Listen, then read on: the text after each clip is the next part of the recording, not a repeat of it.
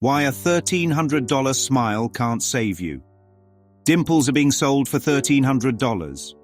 A manufactured smile. A dose of form.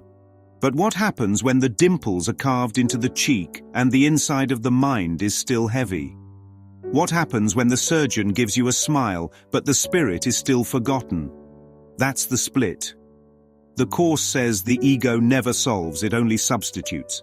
It takes joy, which is formless, and reduces it to a surface detail. A hollow in the flesh becomes a symbol of happiness. Joy becomes geometry. Spirit becomes skin. A smile becomes a product. And the world applauds. But how long does a smile last? On the body, seconds. In the mind, forever. One is dimples.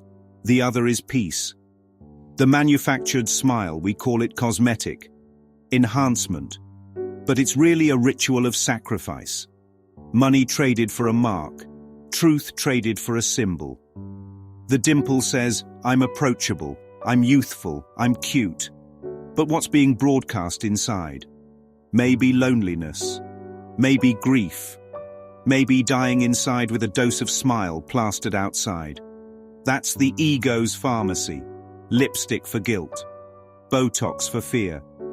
Dimples for death. A dose of smile. But the prescription never cures. Because what needs healing isn't the cheek, it's the mind. And the mind's sickness isn't lack of dimples but lack of light. Why not dimples in the mind? Imagine if instead of puncturing skin, spirit punctured perception. What if the indentation was in thought itself? Not a hollow in the cheek, but a hollowing out of judgment. Of grievance, of specialness.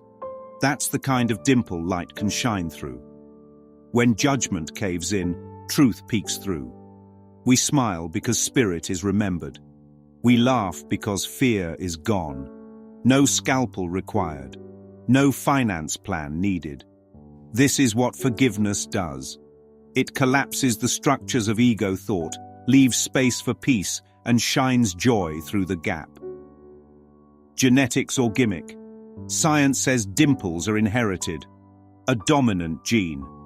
Culture says they're lucky charms. A sign of youth, flirtation, playfulness. Surgeons say they're $1,300 with a discount. But spirit says none of this is the smile you seek. The real smile is changeless. It doesn't wrinkle, sag, or fade. It doesn't need a mirror. It doesn't need validation. It doesn't need a surgeon's touch. It is the smile of remembering God. And that one is free. The Course says the holy instant does not cost anything. The peace of God is not earned. And yet the ego whispers, happiness is on sale, hurry now, limited time only. That is the scam. The holy flip. So here's the flip. A dimple is a hollow. The ego sells it as cute. Spirit reclaims it as empty space. Empty space is room for light. And when light shines through, you don't get a dose of smile. You get eternal joy. That's the real cosmetic surgery. The undoing of the belief in separation. No knife, no scar, no bill. Just a smile that never ends. The deeper question. Why are we so content with dimples in the flesh but not dimples in the mind? Why do we celebrate a hollow in skin but not the hollowing out of guilt? The world trains us to decorate form, to patch the mask, to polish the mirror. But the spirit invites us to see beyond. The smile that lasts is not on the face, but in the mind.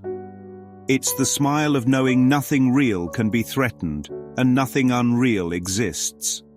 The Course calls this peace. And peace is not for sale.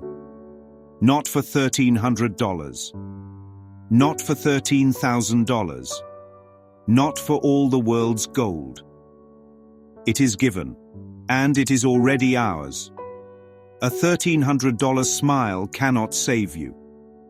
But the memory of God shining dimples of light through every crack of perception already has.